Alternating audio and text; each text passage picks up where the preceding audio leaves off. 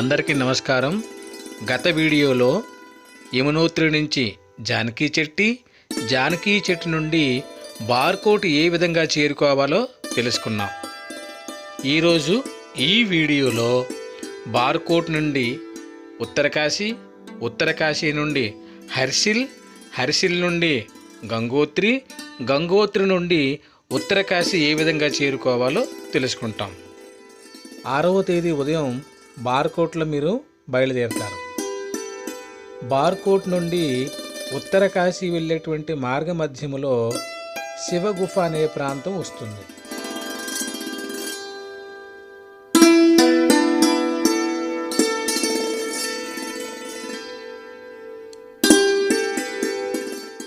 శివగుఫ చూసిన తర్వాత మధ్యాహ్నం మీరు ఉత్తరకాశీ చేరుకుంటారు.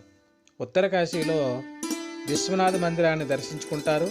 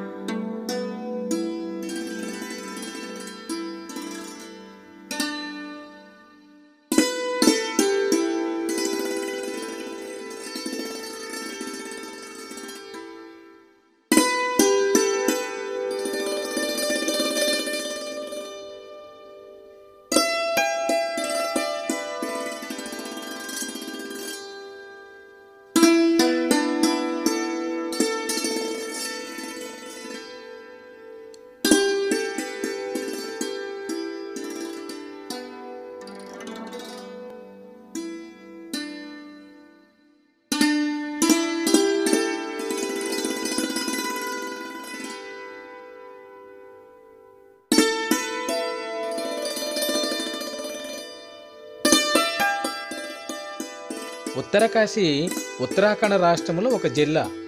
ఇక్కడ అన్ని రకాల సౌకర్యాలన్నీ కూడా మనకి లభిస్తాయి. మీరు గనక రూము ఉత్తరకాశీలో తీసుకుంటే ఆ రోజు రాత్రి అక్కడే స్టే చేయండి. వెచ్చగా ఉంటుంది, అన్ని రకాల సౌకర్యాలు ఉంటాయి కాబట్టి మీరు ఆ రోజు అక్కడ గడపవచ్చు. లేదనుకుంటే అక్కడి నుండి మీరు గంగోత్రికి వెళ్ళేటువంటి మార్గంలో హర్సిల్ అనేటువంటి ప్రదేశం వస్తుంది. చాలా బాగుంటుంది, మంచి మంచి లొకేషన్స్ ఉంటాయి. హర్సిల్లో ఉత్తరకాశీలో ఉండేటువంటి సౌకర్యాలు చాలా తక్కువగా ఉంటాయి. చలి చాలా ఎక్కువగా ఉంటుంది. కానీ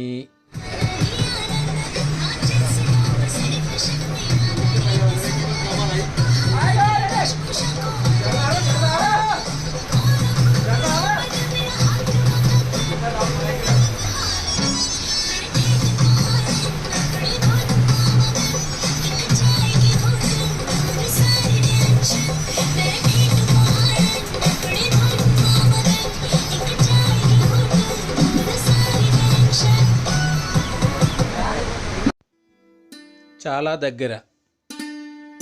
ఉత్తరకాశీ నుండి గంగోత్రి చేరుకునేటువంటి భక్తులు వచ్చేసరికి మీరు హర్సిల్ నుండి గంగోత్రి దర్శనం చేసుకుని తిరిగి ప్రయాణంలో ఉంటారు. మీరు 7వ తేదీ ఉదయం హర్సిల్ నుండి లేదా ఉత్తరకాశీ నుండి గంగోత్రి చేరుకుంటారు. వాహనాలు గంగోత్రి ఆలయానికి 1 కిలోమీటర్ల దూరంలో ఆపివేస్తారు. అక్కడి నుంచి మనం నడుచుకుంటూ గంగోత్రి ఆలయాన్ని చేరుకోవాలి. నడవలేని వాళ్ళకి వీల్ చైర్స్ కూడా మనకి అందుబాటులో ఉన్నాయి. దానికి మనం అమౌంట్ పే చేయాలి. గంగోత్రి చేరుకున్న తర్వాత అక్కడ ప్రవహిస్తున్నటువంటి నది పేరు భగీరథి. ఈ నదిలో స్నానం చేయండి, కానీ సౌకర్యాలు మాత్రం ఏమీ ఉండవు. ఒక మగ్గు లేదా చిన్న బకెట్ మనం తీసుకొని రావాల్సి ఉంటుంది. వీటి సహాయంతో మనం స్నానం చేయాలి. అక్కడ ఏ సౌకర్యాలు కూడా లేవు. స్త్రీలు స్నానం చేసిన తర్వాత వస్త్రాలు మార్చుకునే సౌకర్యం కూడా ఏమీ లేదు ఇక్కడ. కాబట్టి ముందుగా మీరు తగినటువంటి సదుపాయాలతో రావలసి ఉంటుంది. ఇక్కడ ప్రవహించేటువంటి నీరు చాలా చల్లగా ఉంటుంది. అయినప్పటికీ స్నానం చేయడానికే ప్రయత్నించండి. ఎందుకంటే భగీరథుడు తపస్సు చేసినటువంటి ప్రదేశము, అంతేకాకుండా గంగని ఈ భూమిపైకి తీసుకువచ్చేటువంటి ప్రదేశం కాబట్టి ఇక్కడ స్నానం చేయడం అనేటువంటిది చాలా అదృష్టంతో కూడుకున్నది. ఈ అవకాశము అందరికీ ఈ జన్మలో రాదు.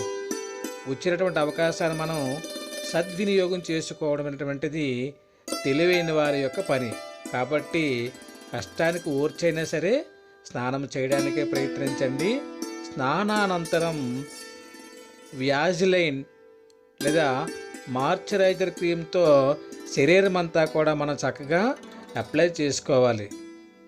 లేకపోతే శరీరం అంతా కూడా మనకి పగుళ్ళు వచ్చేటువంటి అవకాశం ఉంటుంది ఈ చల్లటి నీరు వలన.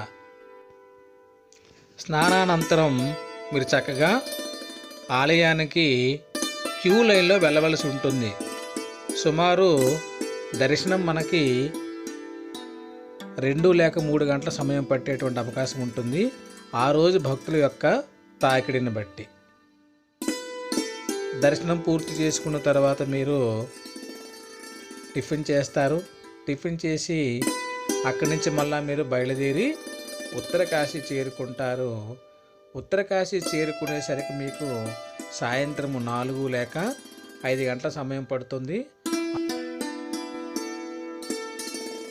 మరుసటి రోజు ఉత్తరకాశీ నుండి గుప్తకాశీ లేదా పాటా లేదా సిరిసి లేదా సోన్ ప్రయాగ్ లేదా గౌరీకుండ్ ఏ విధంగా చేరుకోవాలో తరువాత వచ్చేటువంటి వీడియోలో తెలుసుకుంటారు.